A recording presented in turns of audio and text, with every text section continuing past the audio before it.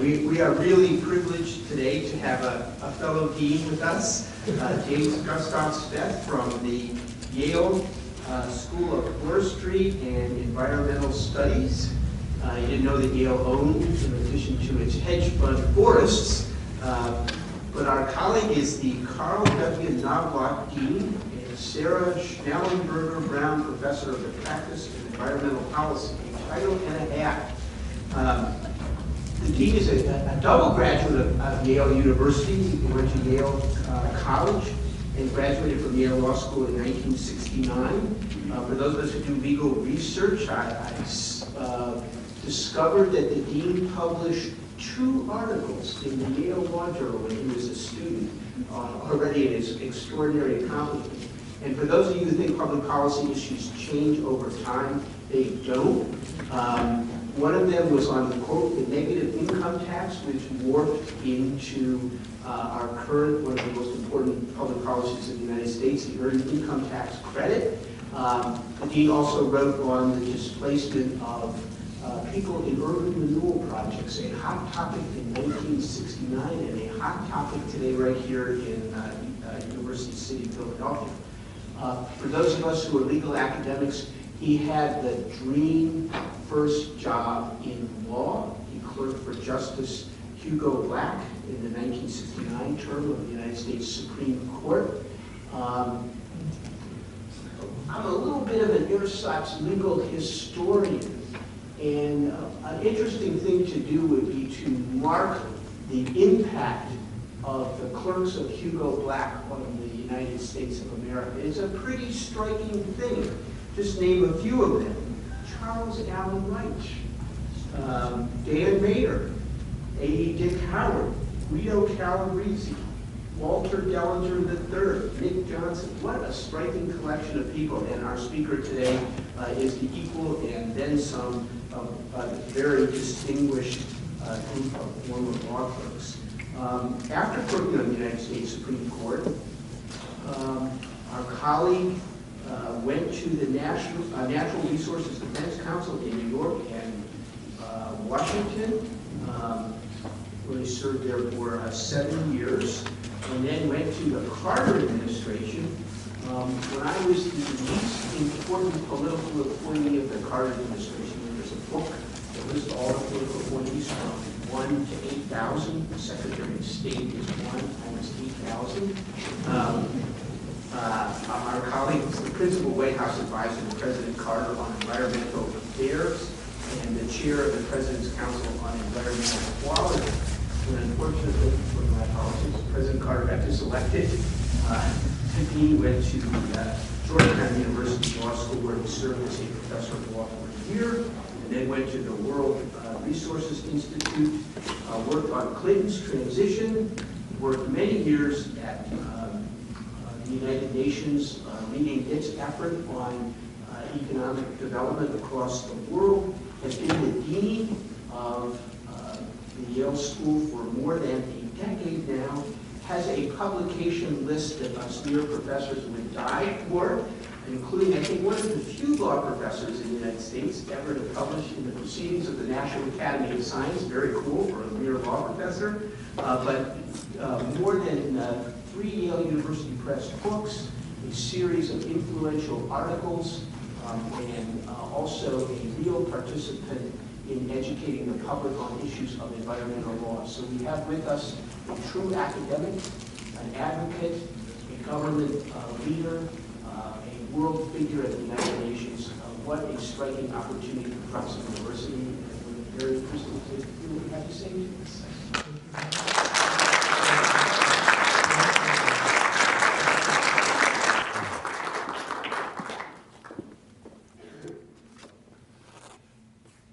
Hi. Thank you very much. It's great to be introduced by a fellow dean, and just in the nick of time because I'm in my last semester as dean.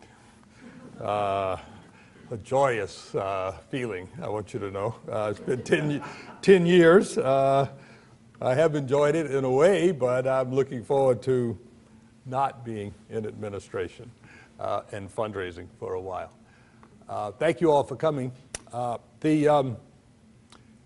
This is a personal story, in a way, that I want to tell you.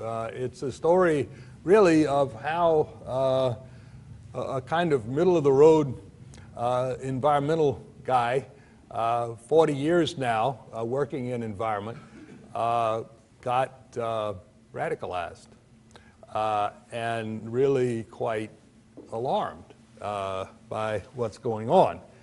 And so I want to tell you that story, not from a personal point of view, but you'll see it reflected, I think. But I have to begin by prefacing this in this sense. Two really big things have happened since I put these thoughts together. And one was that we've had this economic problem in the country. And you'll hear me talk in a moment about moving to a post-growth society. And it really sounds strange when what we're trying to do now is everything possible to get growth moving again. And so when I make that point about a post-growth society, please remember that the transition that I'm talking about, the one I'm advocating, is a transition to a post-growth society that grows out of purposeful action, empowerment of people, conscious decision-making about what's important in life and what's important about our economy and our society and our environment, and not the result of some unplanned, unforgivable collapse of casino capitalism. The other big thing that's happened, of course, is that we've had this, I think, wonderful national election. And so many of us, perhaps most of you, are still euphoric, and that our system of electing presidents and even the Congress has worked. But you'll hear me claim shortly that I think that system of politics, particularly environmental politics, but also more broadly, is still a broken system. And the fact that things worked out well this time is no guarantee that they will in the future unless we change our politics, unless we change that system. And the one little bit of corroboration I have for that thesis, other than what I'll tell you in a moment, is that the candidate who did win campaigned to change that system. I set out some years ago to look hard at the data that were available to us now on environmental conditions and trends, because this is the area that I had worked in now for 40 years. We started the Natural Resources Defense Council exactly 40 years ago. And what I found was very disturbing because as the environmental community during this 40-year period has become stronger and more sophisticated, the environment has continued to go downhill till we've reached a perilous point now. And this is the paradox that I want to try to explain. Why could we have that situation? So I really have to begin by telling you what I've concluded about these conditions and trends. And because if we don't have that shared foundation of information about what's going on in the world on this front, then we won't take the necessary steps, and the rest of what I have to say will sound like hollow shouting. So what do we know? We know that half the temperate and tropical forests are now gone. We know that the rate of deforestation has for decades now continued in the tropics at about an acre a second, even somewhat higher now. We know that half the planet's wetlands are gone, and the others are going fast. We know that 90% of the large predator fish in the oceans are gone. When I went to Yale in 1960, 5% of the ocean fisheries were fished to capacity or overfished. Today it's 75%. We know that about 40% of the world's coral is either gone or severely threatened. We know that species are going extinct perhaps 1,000 times the rate that species do normally go extinct. And we haven't seen such an extinction spasm like this in 65 million years since the dinosaurs.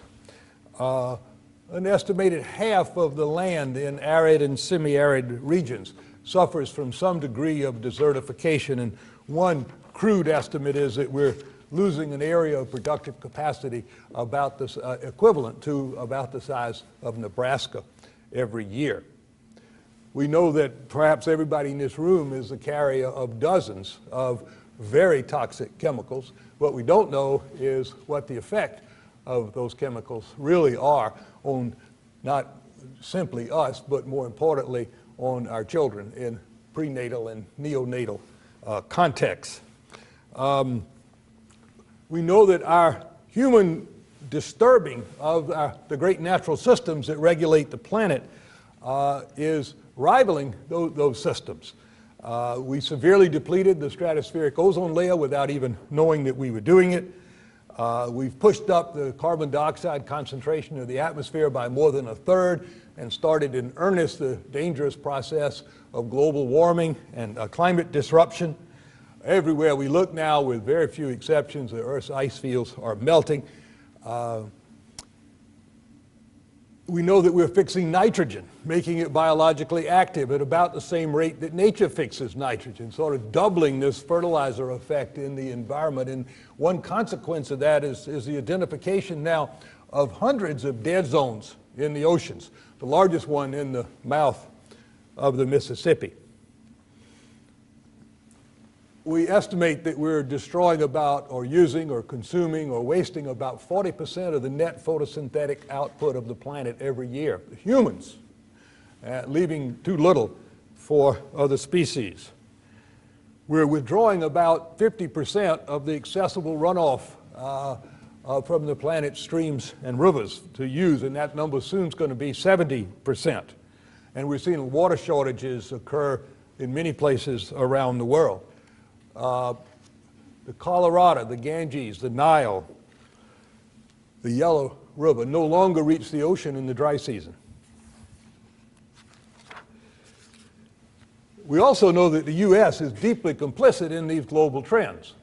We're responsible for 30% of the buildup of carbon dioxide in the atmosphere, for example. But even if we just focus on those issues that really attracted attention in 1970 at the first Earth Day, the air and water pollution, we're not doing very well. Half the lakes and 1/3 of the streams still fail to meet the standards that we were supposed to meet in the mid-1980s under the Clean Water Act. Huge portions of the country still don't meet the EPA air quality standards throughout the year. And if they set the ozone and the particulate standards at an adequate level, it would be much higher percentage of people. We're losing 6,000 acres a day of open space in the U.S. Imagine. About 100,000 acres a year of wetlands in the U.S.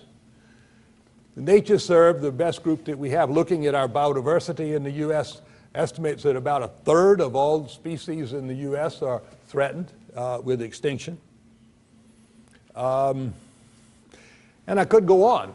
We've done very little so far about our energy policy, our energy use, and so this is not a happy scene.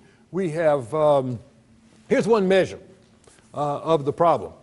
All we have to do to destroy the planet's climate and biota and leave a ruined world for my children and grandchildren in this century is just keep doing exactly what we're doing today. Just keep toxifying the planet at current rates. Just keep releasing greenhouse gases at current rates. Just keep impoverishing ecosystems at current rates. And by the latter part of this century, it won't be a very nice place to live. We will have a different planet, and I don't hesitate to call it a ruined planet. But that's just at current levels of activity. what is really going to be a huge driver in the future is the phenomenal expansion of the world economy that's going on. It took all of history to reach a $7 trillion world economy of 1950. Okay? How long does it take to add another $7 trillion in constant dollars today? Less than a decade. The doubling time of the world economy prior to this recent downturn, and for some years, was about 15, 17 years, the doubling time of the world economy. So by mid-century, the economy could quadruple in size, assuming the world succeeds in putting growth back on track. So this is phenomenal growth in the world economy, and with it, the potential for phenomenal increases in toxification, in greenhouse gases, in biotic impoverishment. So these escalating processes, which continue despite decades of warning and decades of earnest effort to do something about them, constitute a severe indictment, in my judgment. And so the real question is an indictment of what? And how could this have happened? And how does it persist despite all the warnings and despite all the efforts? Well, we know basically what's driving these trends. Things range from the immediate forces like the enormous growth in human populations, the technologies that we routinely deploy in the economy, to deeper things like the values which shape our behavior and determine what we consider to be important. But most basically, we know that what's driving all this is this phenomenal expansion that we've had, this exponential expansion of the world economy. And the most disturbing, disrupting, threatening impacts come from us, those of us in the advanced, in the modernizing, increasingly industrial world, whether it's the OECD countries or now increasingly China and India and the newly industrializing countries of Asia. This activity is consuming enormous quantities of resources from the environment, occupying vast swaths of the landscape and releasing huge quantities of chemicals, many of them quite dangerous, into the environment, and it continues. So the fundamental question, I think, facing all of our societies today is how can the operating instructions of the modern world economy be changed so that economic activity protects and restores the natural world. And the real nub of what I have to say to you today is that with few exceptions, the operating system that runs the world economy today is modern capitalism. And I don't mean modern capitalism in some textbook sense. I mean the capitalism of the street, the capitalism in a system of political economy as it really exists. Now, some people will say, oh, communism was worse, and it was, but that's largely irrelevant now because communism is largely irrelevant. So basically, what are we talking about with this system of political economy that we call capitalism? Well, of course, it involves the core concept of private employers operating with the intention of making a profit. The larger the profit, the better. But this system also includes market competition and the price mechanism, the modern corporation as the principal institution of this capitalism, our own consumer society and the materialistic values that sustain it, and the administrative state, this modern state, actively promoting its own economic strength and its growth for a variety of reasons, including the projection of power, soft and hard power, around the world. So inherent in the dynamics of this modern capitalism is a powerful, overwhelming drive to earn profit, to invest them, to innovate, to grow the economy, typically at exponential rates. And the result is we have had this phenomenal exponential expansion of the economy. My friend and economist William Baumol wrote recently that the capitalist economy can usefully be viewed as a machine whose primary product is economic growth. So what are the key features of this capitalism that make it a destructive system for the environment? Unquestioning society-wide commitment to economic growth at any cost. Powerful corporate interests whose overriding objectives is to generate profit, including profit wherever possible from avoiding the external costs that they create, including the environmental costs. A continuing profit-driven, because it's the cheapest way to make profit, investment in technologies that were originally designed without environmental sustainability in mind. Internal combustion engine, 100 years of it now. Markets that systematically fail to recognize environmental costs unless they're required to do so by the government, this whole externalities issue, and government that's subservient to the corporate interest and the growth imperative, and therefore not injecting itself to straighten out this externalization of costs. Rampant consumerism, spurred by sophisticated advertising and marketing, and now a level of economic activity so large in scale that its effects are rivaling the behavior of natural systems. All these things combine to create an ever-growing world economy that's undermining the ability of the planet to support life. And that's the bottom line. So my indictment then, to come back to that, is aimed squarely at this modern day capitalism. Now, that is not a happy conclusion, because it's hard to imagine what we can do. Who can think of an alternative to today's capitalism that people are willing to embrace or even discuss? How do we move beyond today's capitalism? And where do environmentalists fit into this picture? How do we explain this failure of modern environmentalism? Years ago, when we sort of launched, if you will, the modern era of environmental concern, say starting in 1970, we opted very much to work within the system. The idea was to raise awareness of issues, to propose innovative policy responses, to lobby to get those responses adopted, to litigate to get the responses, when adopted, enforced. And that was the model. And now we've run a 40-year experiment, if you will, on whether this model is successful in dealing with these powerful forces of modern capitalism. I think the results are in, and unfortunately, it's a model that is failing and not dealing successfully. The burden of dealing with all of the forces and the complexities and the power of this system that I just described is simply too great. The system of modern capitalism as it operates today will grow in size and complexity, will generate ever larger environmental consequences, and will outstrip the efforts to deal with them. That's a recurring pattern. We get stronger. It's like swimming upstream in a very strange river. We get stronger, we get more powerful, we get to be better swimmers.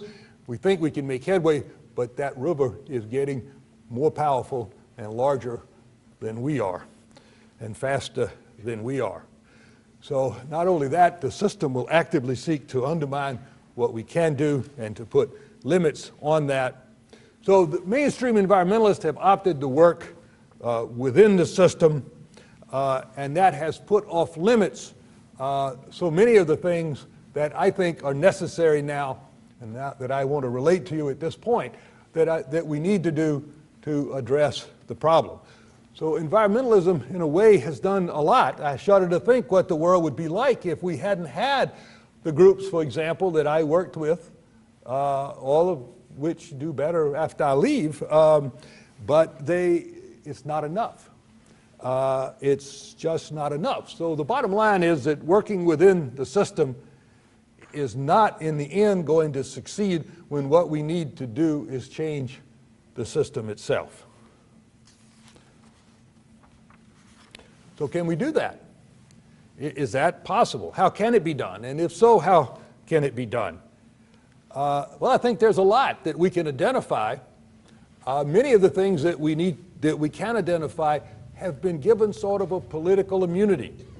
They're not things that are part of the normal political discourse, but they need to be. First, and this is more traditionally part of at least the academic discourse on these subjects, we've got to insist that prices are really environmentally honest prices and socially honest prices, so that these externalities are not external to the prices that we pay. And of course, environmental economists and other Piagovian economists preach this all the time. It is, however, honored in the breach, pretty much. There's still vast subsidies encouraging environmentally destructive, environmentally perverse subsidies out there. And we've got a long, long way from really paying the true freight. And when we do get a little close to paying the true freight and get $4 gas, there's a huge public reaction. We've got to get beyond that. We've got to face the fact that if we internalized all the environmental costs and the social costs and the defense costs and the things that we pay, prices would be a lot higher for a lot of things. And for the really environmentally destructive things, they might be prohibitively high. But think what that means in a country where half the people just get by, where half the public can't tolerate higher prices across a wide front in their lives. It's another way of telling us that the environmental issues and the social issues are the same issues, and you can't deal with them separately. You have to deal with this vast social disparity in our society at the same time we deal with our environmental issues. The second thing we should do is to try to look hard at the nature of the modern corporation. There's a lot that can be challenged about the way corporations are set up and governed. And I don't mean the sort of simple things that we've been trying to do, but to ask again, remember that these are publicly chartered institutions that are chartered for a public purpose. And contrary to what the Supreme Court has said about them, they are not actually people. They really don't have First Amendment rights. Really, they shouldn't. We ought to be able to regulate their advertising. We ought to be able to regulate their political activity without always looking over our shoulder at whether the Supreme Court is going to strike down some provision of McCain-Feingold or some other legislation that seeks to control that. Sweden has outlawed advertising for children. So there's a lot that could be done, but probably the biggest thing that we could do is to try to shift the basic motivational and governance structure of the corporation away from shareholder primacy, where the principal purpose of the corporation is seen as maximizing shareholder wealth, to a new focus on serving and being governed by all of the stakeholders, all of the wealth contributors to the wealth that the corporation produces. That would be a fundamental change, and there are people, mostly in academic and NGO circles that are looking hard at that now. So these are two important things that I think we need to do, but I want to really go beyond that and talk to you about an even more controversial area, and that is the need to challenge economic growth as a be-all and end-all, our growth fetish, if you will, and to challenge the runaway consumerism, our affluenza, on which so much of this growth rests. I think we've got to challenge this overriding priority given to economic growth. This never-ending drive to grow the economy can undermine, and does undermine, our families, our jobs, our communities, our environment, our sense of place and continuity in life, because it's always asserted that it's a good thing, that growth is beneficent, and in the end, somehow we'll all be better off if things are just growing a lot. The more, the better. But there's a lot of evidence now that is just not so, that that's not the way things are. We've had a lot of growth, and I'll show you some graphs in a minute, but we've had a lot of social decay right along with it. Just remember that economists don't apply the microeconomic understandings about marginal utility to the macro economy. Growth and generating more and more income, just like everything else, has diminishing marginal returns. It's not something that, just keeps getting more and more valuable the more of it you have. It gets diminishing marginal returns. Meanwhile, they're increasing marginal cost to growth at some point. And we've certainly reached that now. There are huge environmental costs and there are huge social costs. And at some point, you get to what Herman Daly calls uneconomic growth, where an increment of growth is actually costing you more than it's benefiting. And another point, which I'll elaborate more in a minute, is that there are now a lot of studies coming out of this field of positive psychology and the International Values Survey showing that greater incomes after a certain point don't really lead to a greater sense of satisfaction with life or human happiness. So I think we've got to challenge this overriding commitment to aggregate economic growth. Mere GDP growth is consuming environmental and social capital now, both of them in short supply. It was interesting that the Republican and Democratic positions on the stimulus plan, on the economic recovery plan, in a way reflected what I'm trying to say. Because on the one hand, the Republicans were saying what we ought to be doing is growing the economy. Mere GDP growth. That's what we have to do. So you give money back to people in tax breaks, and they will spend it, and the economy will just grow. And what the president and the Democrats were saying is, that's really not what we want. What we want is certain things to grow. And that's really what I'm arguing. We shouldn't worry so much about the aggregate economic growth. We need to concentrate at this point in our society and at this level of wealth in our society on growing the things that desperately need to grow in our society. And there are many, and I will come to that in a moment. But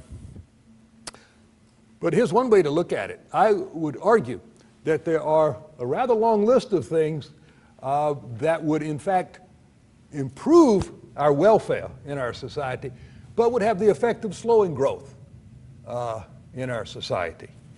You may disagree, but here's some things on that list. Shorter work weeks, longer vacations. We have the longest work week in the work year in the OECD. Greater labor protections, greater job security for people, better benefit packages, restrictions on advertising, the new ground rules for corporations that I mentioned a moment ago, strong social and environmental provisions in trade agreements. It's beginning.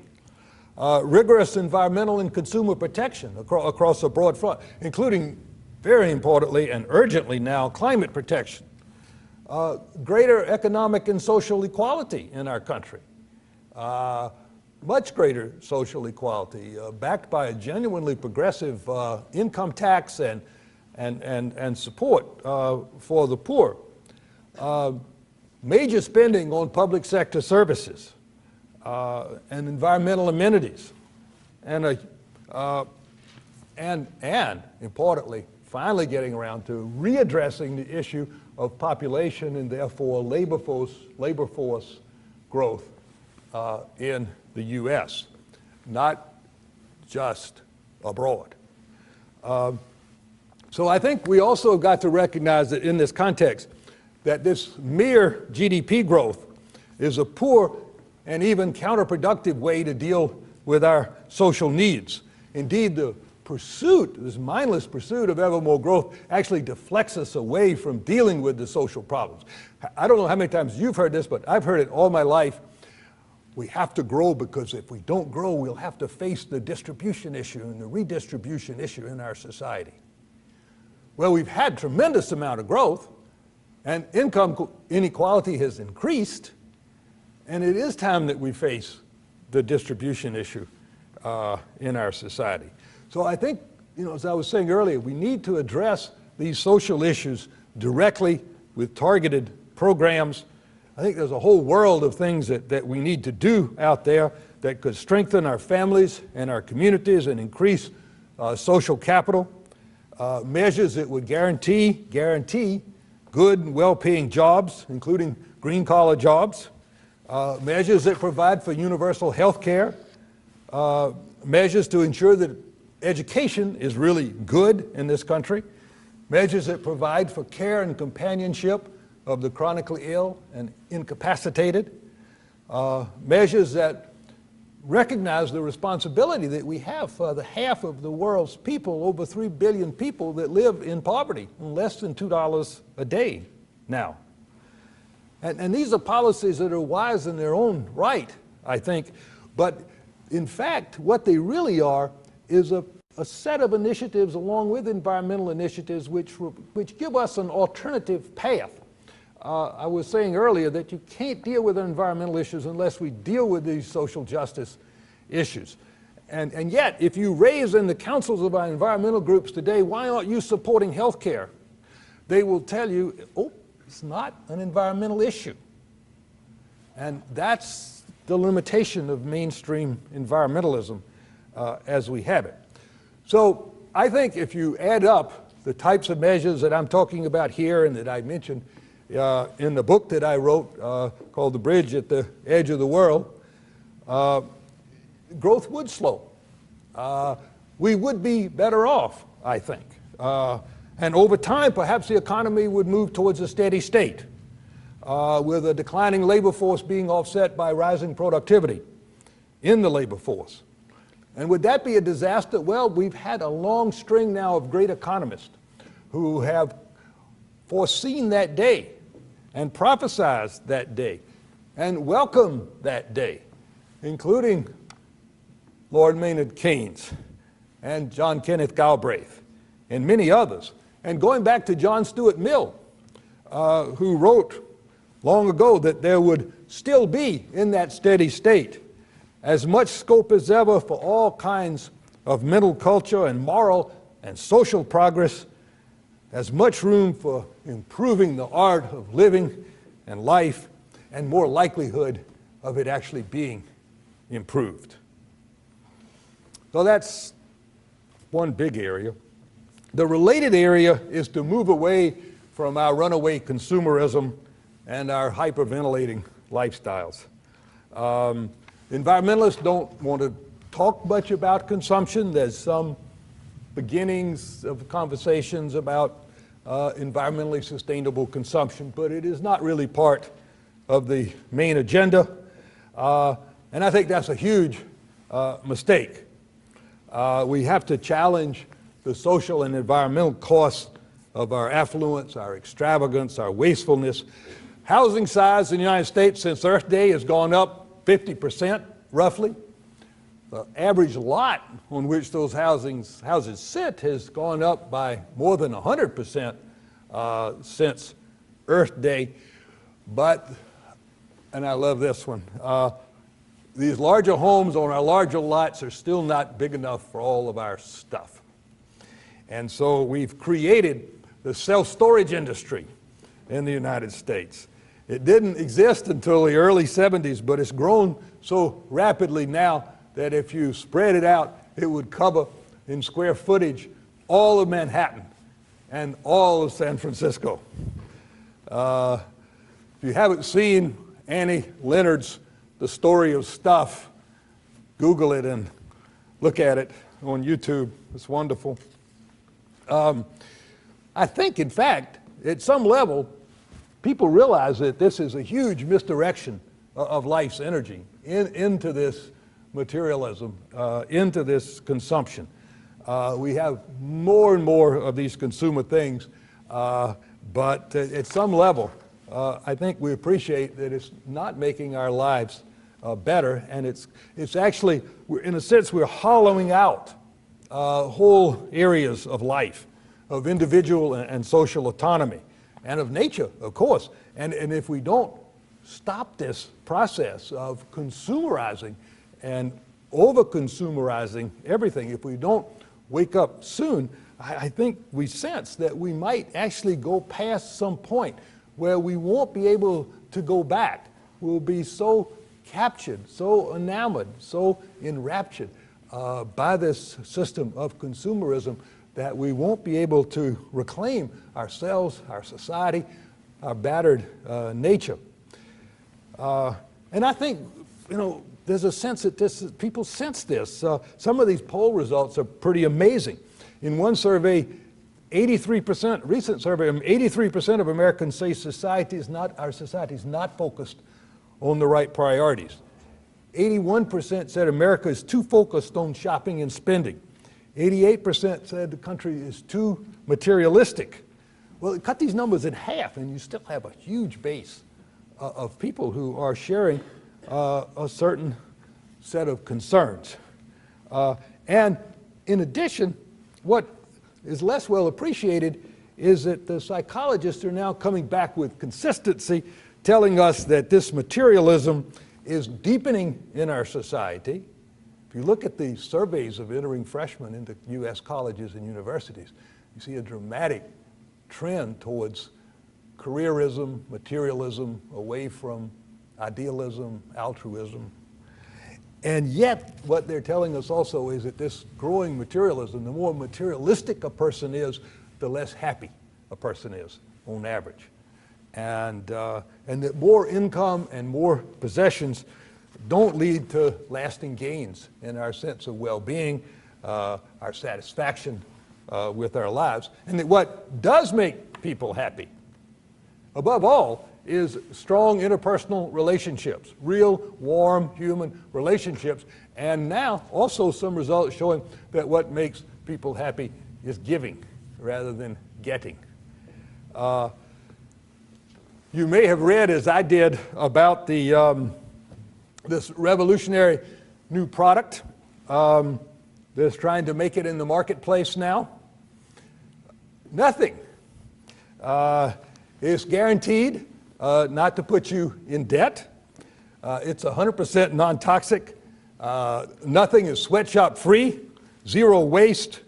It doesn't contribute at all to global warming. It's family friendly, and it's fun and creative. And there were a group of young women who went to the malls somewhere in the upper Midwest and set up a stand and were selling nothing. And they got arrested. It's a true story. They wouldn't move and they got arrested. So there are a lot of books and arguments and people out there now that are trying to tell us to confront consumption, to practice sufficiency, to create social environments where overconsumption is viewed as wasteful and silly and ostentatious, to create commercial-free zones, to buy local, to eat slow food, to simplify our lives, to downshift. Well, these are the kinds of changes I think we need to make in our society if we're going to survive and flourish in the decades ahead and really challenge this modern capitalism at its core. But these are very difficult and far-reaching prescriptions, right? They're hardly talked about much. So you have to ask, what circumstances might make these things plausible, possible? And I think there are a number of things that we can identify that could drive these changes. One would be, basically a real shift in consumer behavior, and it could actually come out in a way out of this financial crisis. You can see the beginnings of it, and something like that happened in Japan during the decade of slow growth that they had. We could also see a powerful upwelling of a social movement in our country, led by climate-concerned people, led by young people, led by religious organizations who are forcing these issues onto the public agenda. We could see a proliferation of examples of living this way, of challenging corporations, occurring on a small scale across the landscape. But the third driver, and I think it's the most powerful, unfortunately, is a crisis or a sense of real crisis, an imminent crisis, a building crisis. And so if there's some possibility of these things happening, of coming together, I would say it would be a sense of crisis on the environmental and human society front, occurring at a time of wise leadership where our leaders can articulate a new American dream, drawing on the best of our values, but looking to a better future, not just more. This articulation of a new narrative is urgently needed, I think. Occurring at the same time, we're seeing this upwelling of a strong social movement in our country and this proliferation of examples of living differently and challenging the powers that be across the landscape. If all of that were somehow to come together, perhaps we could make these changes possible. But in the meanwhile, we urgently need a new environmental politics to drive not only the deeper changes, but the immediate changes that we need, like the climate legislation. I would say that basically one piece of this is a broadening of this environmental agenda. Environmental concern and advocacy have got to embrace this whole range of issues that I've been trying to articulate. A profound challenge to consumerism and commercialism and the lifestyles that they offer. A healthy skepticism of growth mania and a redefinition of what we should be striving to grow. A challenge to the corporate dominance. We've known forever that corporations now are the principal economic actors in our system. But the truth is, in my view anyhow, is that corporations are now the principal political actors in our system also. A commitment to deep change in both the functioning and the reach of the market, and a powerful assault on the anthropocentric and contempocentric values that dominate our culture. Those have all got to be embraced by a new environmentalism. And I think environmentalists have also, if we're going to deal with these issues, have got to join forces with social progressives across a wide front, with groups that are trying to address the crisis of inequality in our society that's now undermining our social fabric and undermining, in fact, our democracy. It's a crisis of soaring executive pay and bonuses, huge incomes, increasingly concentrated wealth in a small minority, occurring simultaneously in our country with poverty at a near 30-year high, stagnant wages despite rising productivity for the vast majority of wage earners, declining social mobility, record levels of people without health insurance, failing schools, increasing job insecurity, swelling jails, shrinking safety nets, and as I mentioned earlier, the longest work hours among the rich countries. This is a vast social insecurity. And in a world of such vast social insecurity, environmental arguments are going to be routinely trumped by the growth mania, the assertion of economic priorities, and economic arguments, some of which are even wrong. So I think we've also got to join forces not just with the people that are concerned about social equity, but with people who are working, and there are now increasingly numbers of them, to strengthen our democracy.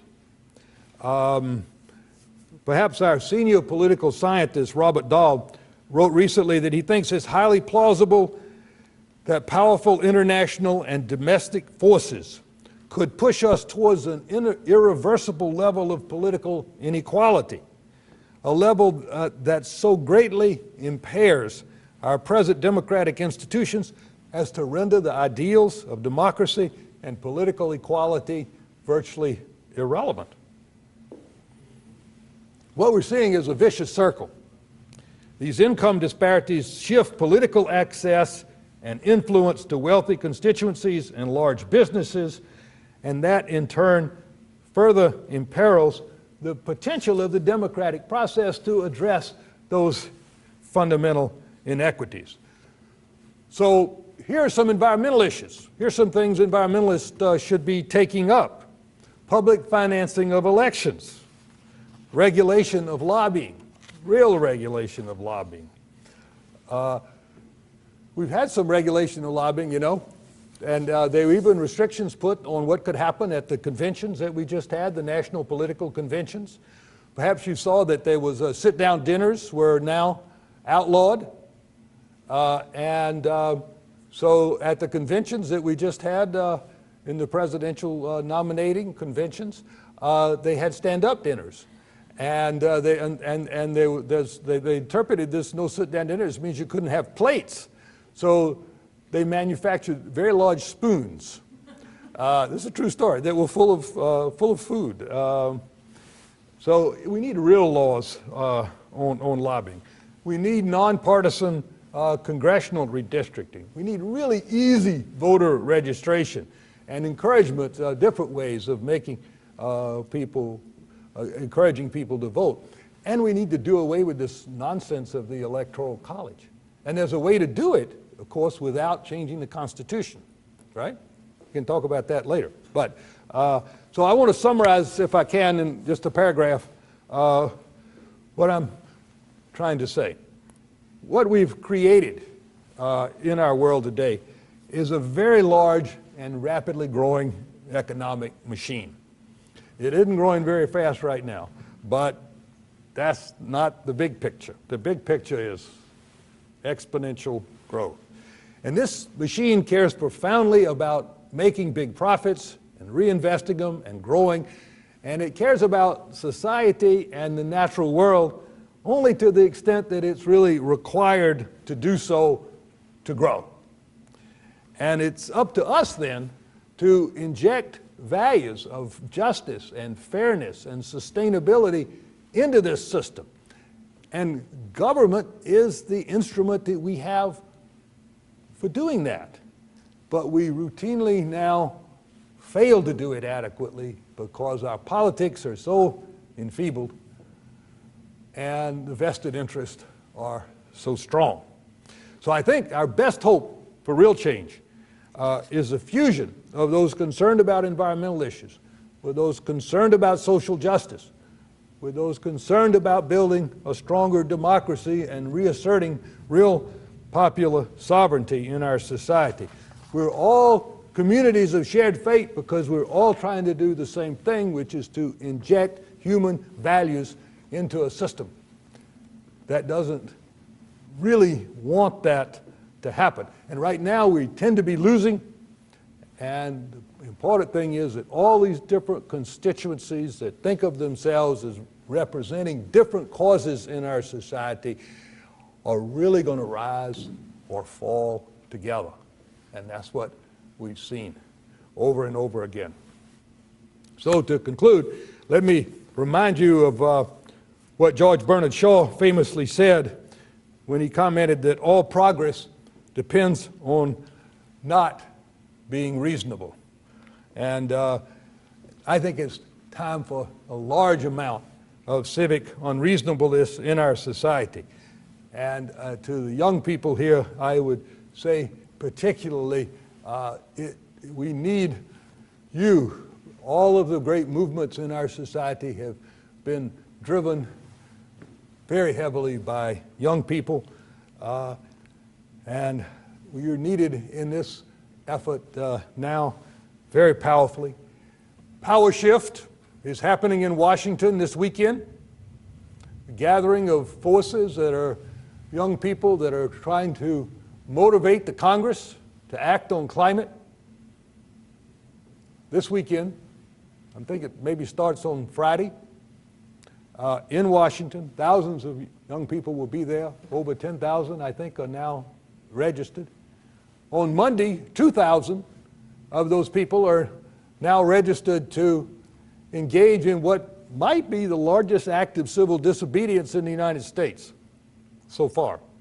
And that is a protest at the Capitol Hill power plant, which runs on coal from mountaintop removal in Appalachia. And we'll see what happens. I'm going to be there. I'm looking forward to it. Because I think if there's a period in recent memory that we can look back to for guidance, it's the 60s and it's the civil rights movement. It's not a perfect analogy. It wasn't a perfect time. But in the civil rights movement, people did struggle. They did take risks. And I think after 40 years, it's time to march again. Thank you.